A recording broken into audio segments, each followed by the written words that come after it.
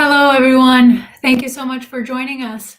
GMAT Club has been able to bring together a roster of very impressive institutions in this Masters Fair, and I hope you're all finding these sessions beneficial in helping you learn more about the institutions and the programs that they offer so that you can make the best decisions about selecting the programs and the institutions that fit your needs, your goals, and your ambitions.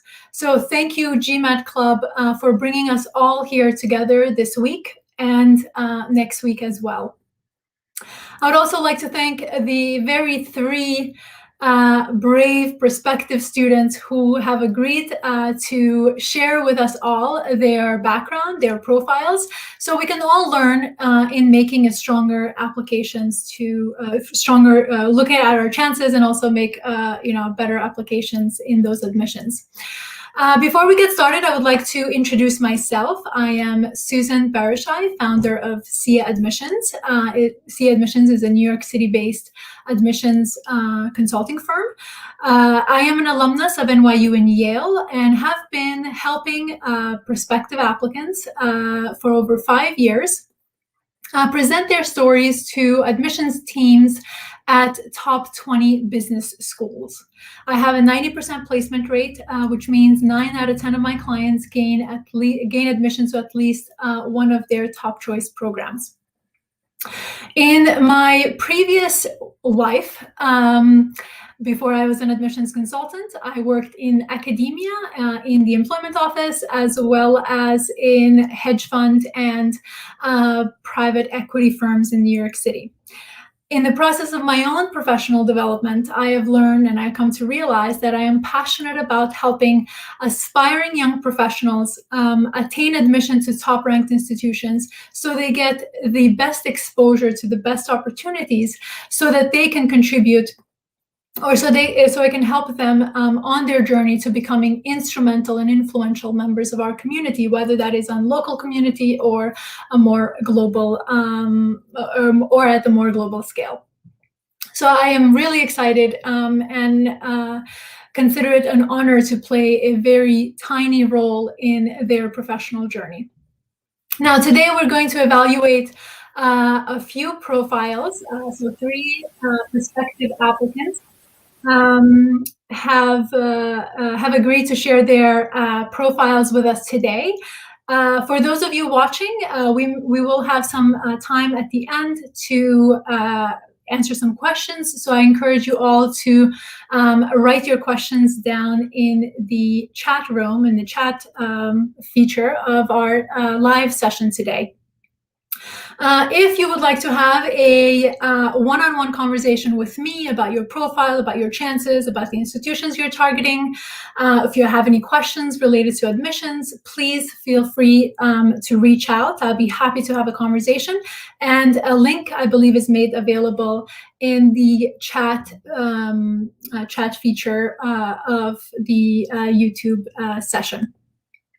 So without any more delay, I would like to get us started. I'm going to start with Val. Val, we actually have a very brief intro written up, more of a quantitative data points on the screen. But I would like Val to share with us more of the qualitative side of her background, and I'll have some questions for her at the end, and we'll discuss more about her chances. Great, thank you. Yeah, and again, thank you for choosing my profile. Hi, everyone, I'm Val. And so a little bit about me, like it says on the screen, I am a Colombian American born in the US.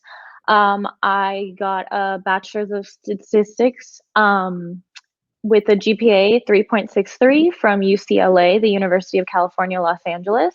And I graduated with college honors. My GMAT score is 680. And then in terms of work experience, I really only had one internship at the New York Film Academy in Los Angeles.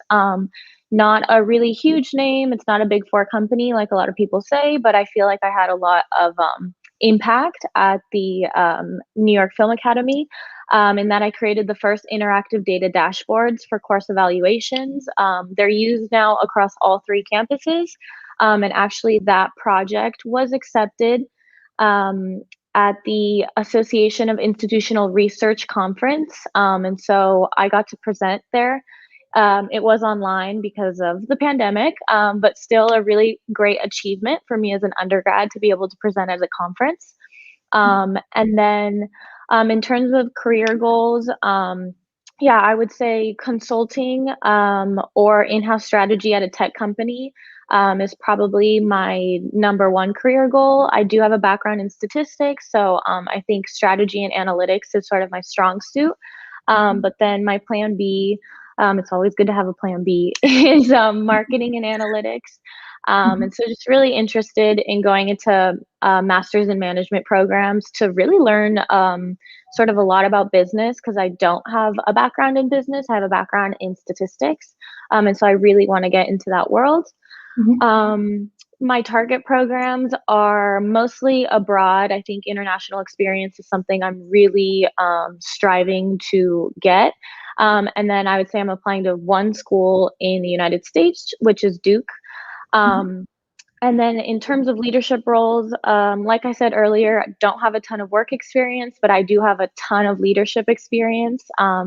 That's sort of what I dedicated my time to while at UCLA. I was on the Student Alumni Association for 4 years in 4 different roles.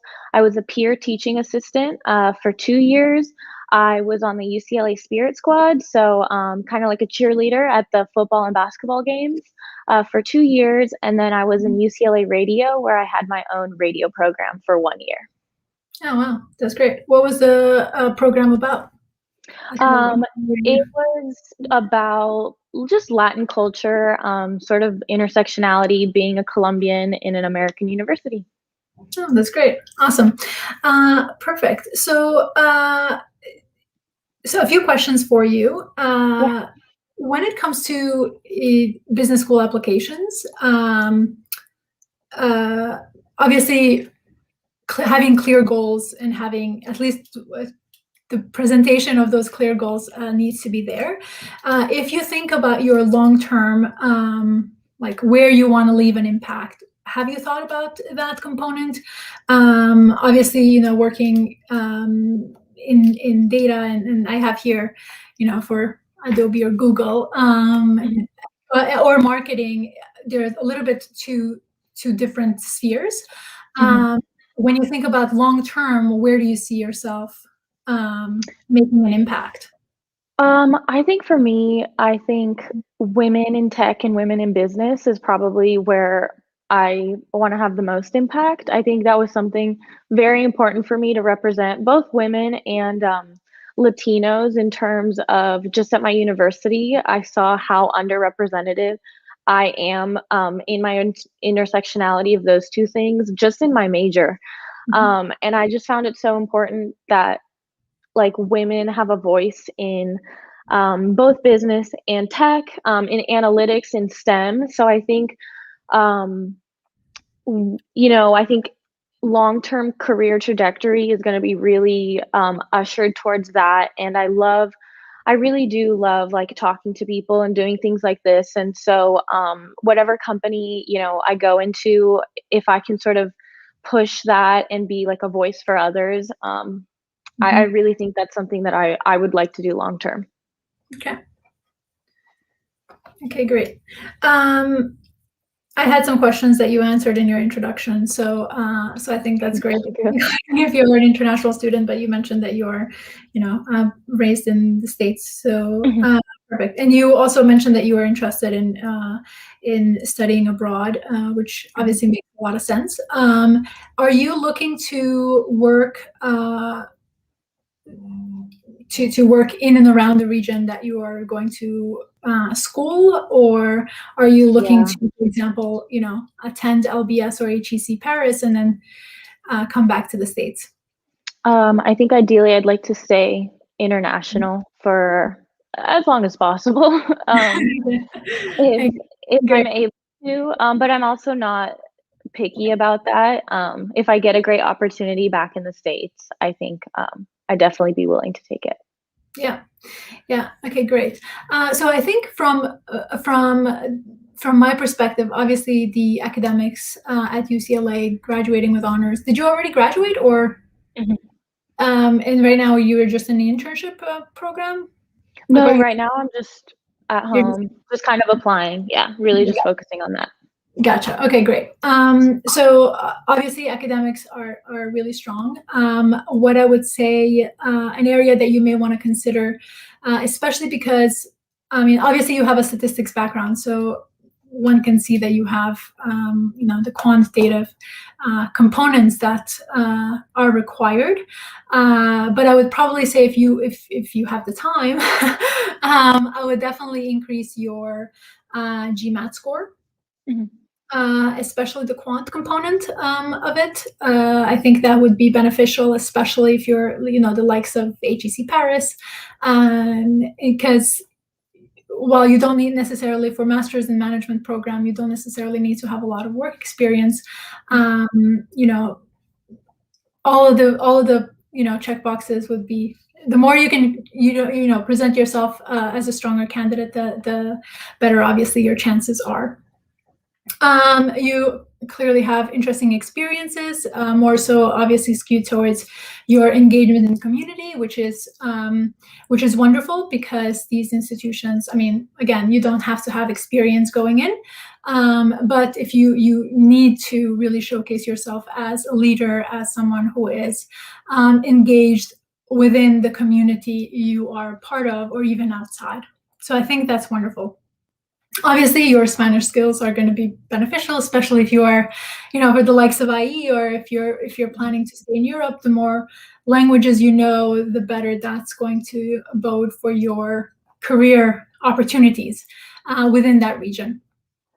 So as I mentioned, I think that the GMAT component would benefit from an increased score and quant score. And the other side of things, I would probably say that you really want to spend some time with your goals. It's something that I often experience when I work with clients, and questions are in the applications where institutions ask, "What's your plan A and what's your plan B?" And people think that they need to be different, but they typically don't need to be different. The plan A and plan B, all they mean is, if you think of your long-term goal, your plan A would be the straight line. Your plan B would be a curved line that gets you still to the end goal. So you still want to present that, plan B as something related to what you want to do long-term. So I think that would really be beneficial in your presentation. Otherwise, it's going to come across as a bit,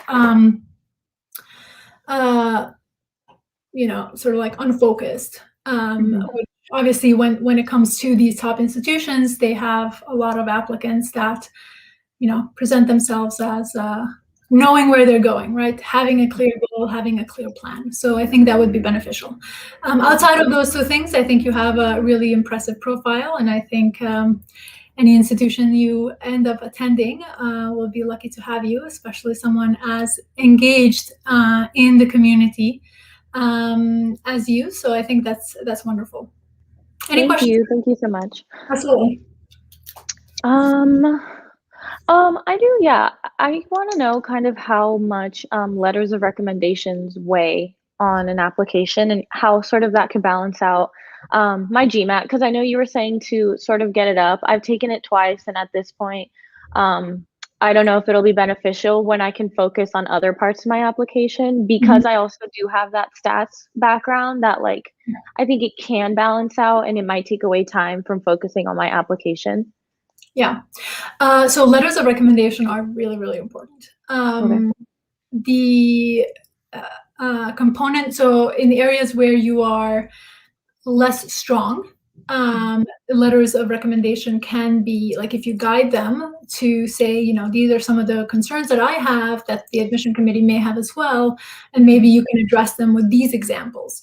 So you can always guide your recommenders on what you would essentially what will be beneficial for you in presenting your story holistically. And obviously, the recommenders are there to back up your story, right? If you present yourself, if you present your application as this, really amazing candidate that has done a lot of different things, but the recommenders don't really say much about that, about your accomplishment, then they're not really serving your application and in sort of like backing what you are presenting. So the more you can do that, the better it's going to be as far as the outcome is concerned. Okay. Does that help? Thank you. So definitely communicate with your recommenders and share with them your resume, and talk with them about your concerns, about your goals. The more they know, the better of a recommendation they can provide. Perfect. Thank you. Awesome. Thank you, Val. Thank you again for being here with me. Perfect. So now we're going to move to Archita. Archita, the same way. I'm sorry if I'm not pronouncing your name right. Yeah, I think that's correct. Yeah. That's good. Okay. Great. Perfect. So you are applying to the deferred MBA application. So maybe you can give us a bit of a background about you and what you're hoping to do. Sure, absolutely. So currently I am a BTech in Metallurgical and Materials Engineering undergrad from India. And so I actually did one internship, which is not mentioned here, at a top Indian aeronautics government firm, which made me realize that, yeah, this is not really the area for me. So after that, I've pursued a lot of data analytics and software engineering, which is a lot quite self-taught, to be honest. And I first landed an internship at a US-based Fortune 500 like machine processing engineering firm, but as a data analyst. So that sort of collaborated my branch and my field. But then I gained a lot of more exposure into software engineering. So I got an internship at a really famous US-based asset management firm, which who have actually called me back to join them as a full-time software employee next year. So yeah, so I will be doing that. Since I wrapped up this internship in summer, I had worked with startups a lot, as you can see, as my position from president as Entrepreneurship Club. So I thought, like, why not work in startups? Okay, so that is really two of my internships all about.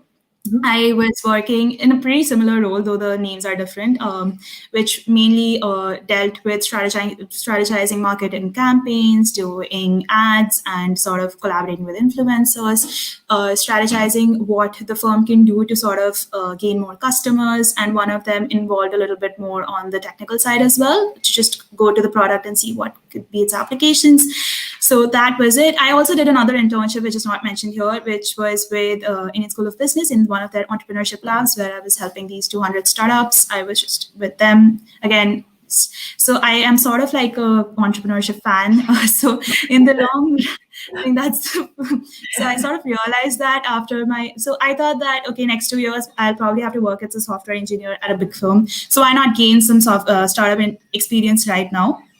And that is why I want to get an MBA. So I have the technical skills. I have worked as a software engineer, and I will be gaining more so skills in the next 2-3 years, like analytical. It's a huge firm. There's a lot of projects going on, and they let you, develop not just analytical problem solving and general technical skills, but you gain a lot of, people skills as well. So I will be gaining those, but I don't have a formal. So in the long run, I do want to go into the startup culture. Like in the very long run, I want to become, like a C-suite person at a leading startup. So to do that, I thought that I need some formal education in general management, and again, strengthen my leadership skills. So those are my two main reasons to actually go for an MBA, wanting an MBA. And now, why as a deferred applicant? Because nothing really to lose there. And second thing is, second thing is just really that I know that I need an MBA. So applying now would, get me through the process. I'll understand myself a little bit more as well. These processes are really reflective. So probably I will be able to sort of, understand and like do better in my next 2-3 years. And if I get in, I can actually take a couple of risks and, just leave that job. I mean, I shouldn't say that, but leave that job and just go for a startup role. Yeah. I would be allowed to take those risks. So yeah, that's pretty much a bit about me. Yeah, that's great. No, it's wonderful, and I think your experiences are, you really showcase quite a lot of different experiences that you took advantage of, and obviously, the fact that this asset management firm are you going to be working in the U.S.? No, I will be working with the Indian sector. Yeah, Indian. Yeah. But yeah, they do work with the team in US. Like even I presented my internship project, but in front of both the teams. So that kind of works together. Yeah. So obviously, it shows that you are, someone that they value, and were able to offer a full-time position, which is wonderful. I think it obviously for what you want to do, especially if you want to, have a C-suite executive position long term, I think an MBA would be definitely beneficial in understanding not just sort of like the technical side of things, but also how the business, how all the different components of the business play together to essentially have a strong engine that moves the company forward. So I think that's great. Now, are you looking to work? I mean, if I look at the schools that you're targeting, yeah, they're there. Obviously, they're all in the US. Are you looking to work in the US long term? Is that the plan for you? Yeah. So since I said I'm interested in the fintech startup space, Silicon Valley is where I really want to work at. So, yeah. Yeah. Okay. Great. And do you have? So fintech startup. That's obviously totally makes sense. I think you have a really compelling story. Obviously. You're also targeting M7s, literally 7 of the M7s. So I mean, clearly, if you're looking at this as like an opportunity for you to, you got nothing to lose in the essence of like, applying now, it makes sense that you target the best of the best, right? And you obviously have really competitive profile to be competitive there. Now you also realize, I'm sure you do, that these are generally, even if you think about like a traditional MBA, 2-year MBA, is very competitive to gain admissions to these schools, and the deferred program is even much more competitive than the general. So keeping that in mind. So keep that in mind, I guess, as you apply. However, I think if you really present your story, which I think is going to be an important element of your application, if you really present your story and showcase why you need, like, why does it make sense that you do this now, and not just I have nothing to lose. Like, obviously, you have to. You have to go into a little bit more details there. Then I think you have a compelling narrative to apply to these programs. So really focused on why do you need it now? Look at what the programs are going to offer. Obviously, while these are M7, 7 of the elite 7, they're all very different from one another. So you need to spend time articulating why each of these schools is unique in helping you,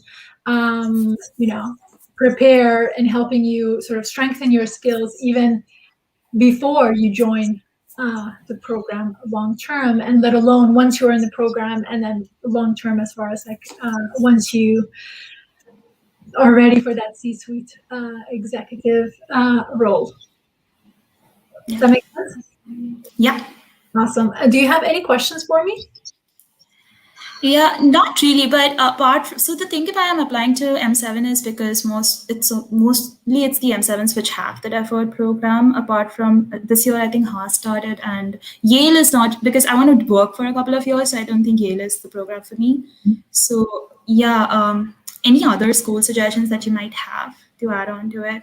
Yeah, there are a few others. I believe Berkeley has a deferred program, and a lot more schools are really trying to tap into the, securing the best undergraduates early on. So a lot more schools are looking to create these early admission kind of programs as well. But you would definitely need to look a little bit around as to like what you're looking to gain. And if you're looking for Silicon Valley, then obviously that's another criteria that you need to identify early on in this process. Awesome. That's all I had. Thank you so much. Thank you, Archita. Thank you again for being here with us today. Supriya, I think you're on mute. Supriya, you're on mute. Hey, Suzanne, can you hear me now? Yes, I can hear you now. Thank you for being here with us today. Okay. Thank you for selecting me, first of all. Just like Val and Archita, if you can walk us through your background so we can get to know you a little more. Okay, sure. So talking about myself, I am from Mumbai, India, and I'm currently working in an investment banking firm, which is one of the top 5 investment banking firm on a third-party contract, basically. But we usually work with the teams in Asia Pacific and as well as North America. So we work for 15 plus exchanges every day from the Asia Pacific region, basically.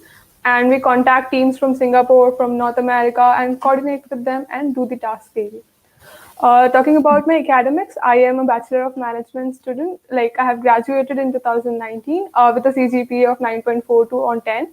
That is from the top 10 students in the class. And then talking about my career goals a little bit, my career goal, as I'm currently into investment banking, and it is not a small field, as you know, it is quite a vast field. I would like to learn more about it. And then maybe after completing my master's, maybe about 2 to 3 years later, or maybe sometime later, I would like to switch into consulting and work in mergers and acquisitions.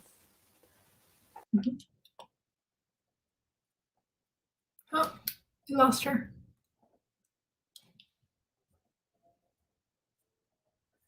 Please, she can join us quickly.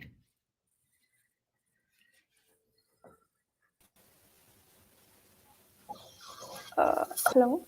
You're back. I think I was disconnected. I'm sorry, I was disconnected, I think. Yeah, that's okay. So talking about my extracurriculars, I was a part of a track club for 3 different roles. One was as a general body member. Then I was the creative service director, in which we managed around more than 250 student body members, and we went to class, every class, and gathered the members. Then I worked as a governing council member and guided the students how to, guided the prospective team how to carry on tasks and activities in a Rotaract club. Then I'm currently working with an NGO which basically helps students from rural areas, the schools which are situated in rural areas of India. I teach them English and maths sometimes, like mostly twice or thrice in a week. That does make me happy because seeing those students not getting a teacher is actually not a great thing. So that is the reason I thought maybe helping them would be an advantage for them as well as for me on my profile. Yeah, that's pretty much it about me. Gotcha. Okay. So you're currently looking at 2 different types of programs, so Masters in Management and Masters in Finance. Why? Like, what are your reasonings for both?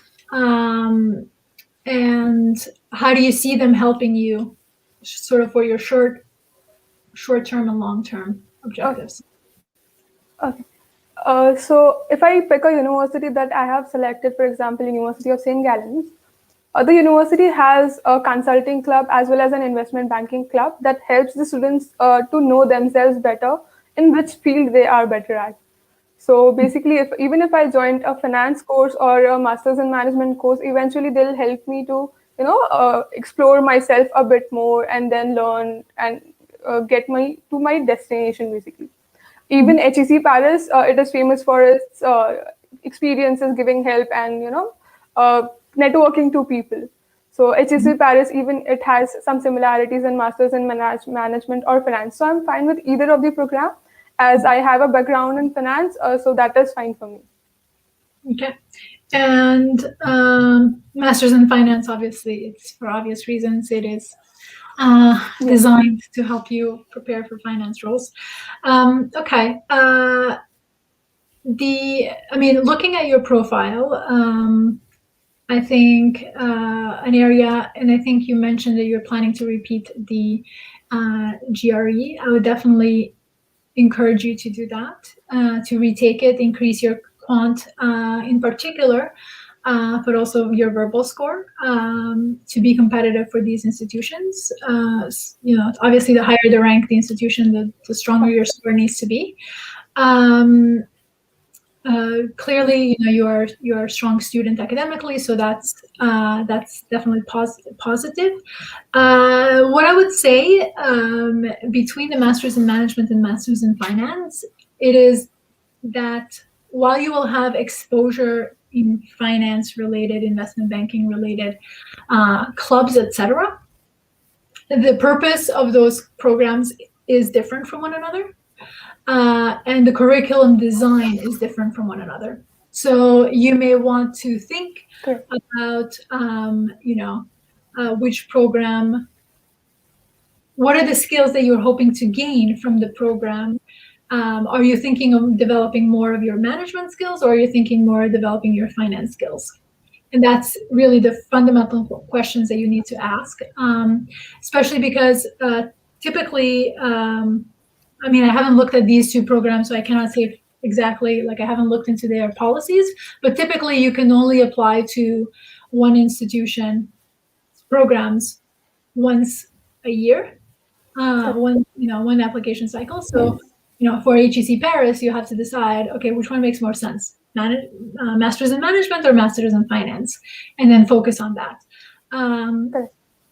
So definitely an area that part of this process, as Archita said, is really, introspection and learning about yourself more. So that'll come as part of the process. As far as your experiences, I think, you fit as far as what they're looking for, the roles that you've had. I like that you are involved in the Rotaract Club. It's obviously a recognized organization that will obviously also look well in your application as well.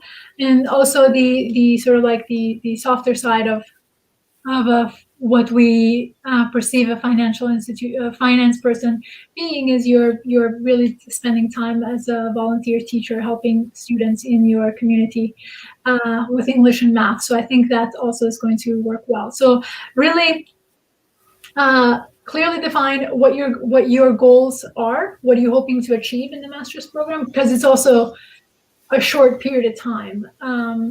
It's almost like you have to have a goal.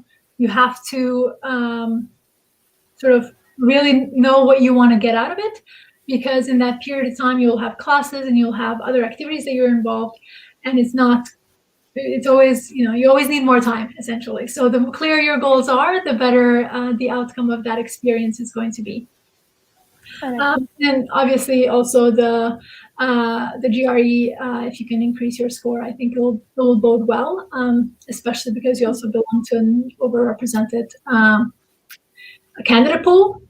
So you're going to compete with a lot of others from your region who are trying to gain admission to the institution. So the better your profile, obviously the stronger your chances. And as I said, with all of the our other prospective students, your story is going to be an important component here. How you bring together your past experiences with what your future goals are is going to really strengthen that application, is to strengthen the presentation of what you bring to the table for the institutions. Okay. Does that make sense? Thank you so much. Yeah, sure. Perfect. Do you have any questions? Yeah. Okay. So I'm planning to appear GRE in March, even though, but if just in case I'm not able to get a higher score on the bad end, and I have other aspects like I have a recommendation and then everything, like my profile is pretty okay. So do you think my GRE or my GMAT will hamper my chances to get into a B school that I want to be in?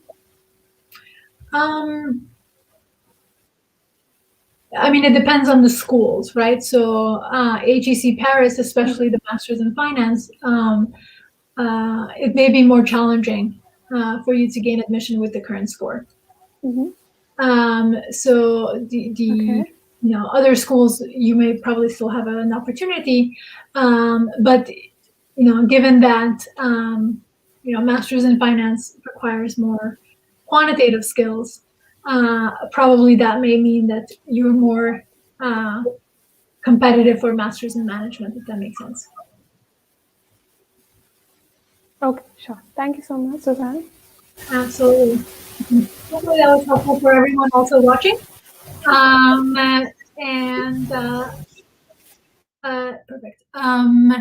We can move on to some questions if we have any in the chat.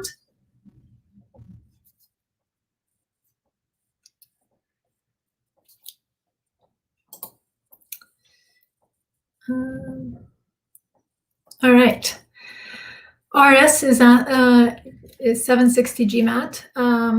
Congratulations, that's a great score. 9 years of work experience as entrepreneur, which was this better master's, a master's or MBA, worrying about over experience. Your age 32, GPA 6.5, university. What's possibility of M7s? Okay. I guess the question is, what are you hoping to gain as far as those programs are concerned? If you're looking to learn particular skills related to a particular field or particular element of your entrepreneurship, assuming it's your own business, I'm not sure. If you're looking to gain any types of skills related to that, then I would probably say you want a master's degree. However, if you're looking to really strengthen your management skills, your business fundamentals, then an MBA may make more sense for you. Your GPA is 6.5. I think when it comes to an older applicant that has a lot more years of experience, and I don't mean old, I just mean like, more experience than the typical applicant, the GPA is less, not irrelevant, but less relevant. So the fact that you were able to score 760 on your GMAT, I think that will bode well in your applications. If you've taken any sort of courses, certifications, programs, anything that you have done in the past 9 years that showcase that you are still academically, interested in learning, that is also going to be an important component of your in strengthening your application. Now, you attended an Indian university, so I'm assuming you are of Indian descent. An M7 with 9 years of work experience, I think it can be doable, but it also, again, depends on what your aspirations are. What are you looking to do? Do you have 9 years of work experience as of today or as of matriculation? Then you can also look at MIT's, the fellowship MBA, the Sloan Fellows MBA at MIT, which I think requires 10 years of work experience, if I'm not mistaken. So so you really want to explore a little further what you're hoping to do. I don't have a lot of information to go by, so it's it can go various different directions, I guess is my point. But I encourage you to reach out if you want to have a conversation with me, and we can dive deeper into these questions, and I can have an opportunity to ask you questions. Then I would really encourage you to do that. Awesome. Next question.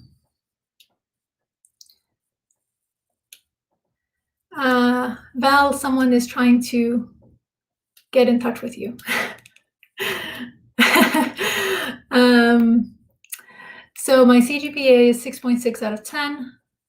Should I give up my dream for an MBA? Never give up on your dreams. Never, ever, ever. Always, there's always an opportunity to get to where you want to go. You just have to be creative. So I would say don't give up on your dreams. Study for the GMAT. Learn in the process. See where you can, depending on obviously what you want to do. Trying to gain more experience. Try to take classes that can really showcase your academic strength, and then decide which program makes most sense for you.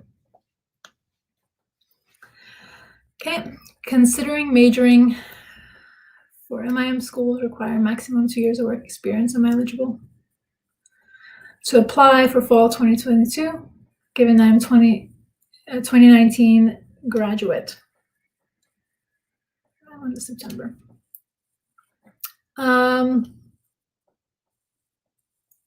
So you graduated. I believe you should still be eligible. My math is correct. You should still be eligible for most of the MIM programs. I mean, you graduated in 2019, so have you had a job since? How many actual years of work experience do you have? Not just, assuming that you got a job immediately post-graduation, because COVID this year has been challenging for everyone. So those are questions that you would need to just, I guess, clarify. Obviously, I would also recommend that you reach out to the schools. Most of the schools have admissions representatives that are able to speak with you. They can look at your profile. They can look at your resume. I do encourage you to work on your resume before you send it to them, because that's another, again, I look at all interaction with admissions representatives as an informal interview, and you never know where that goes. So always work on your resume before you share it with them, and then just ask the question, especially if the schools that you're targeting have hardline cutoffs as, 2 years of work experience, not a day more, if that makes sense. Awesome. Perfect. So that was the last question we can do for today. I just want to wish everyone good luck with all your applications. Thank you again for being with me today here and being so brave sharing your profiles. Candidates that are applying, really spend the time. I cannot stress enough the importance of developing your profile. Whether you're working with a consultant or not, or if you have a friend who can read your material, try to have someone read your material who is somewhat distant from you. And the reason why I say that is because you can ask your mom or your dad or your significant other, and they may know you a little bit more, so they may miss some components that someone who is further removed from you may question. And if they're asking questions, remember that the admission committee is going to have those or similar questions that they ask as they read your material. So really do spend time, give yourself as much time as possible to write the best application that you can to each of your schools. And know that it's going to take time, and it's okay, and everyone goes through it. But give yourself the most, the best opportunities, I guess, is the point here, is give yourself the best chance so that you can attend the school, or you have the highest probability of attending the school that you dream of attending.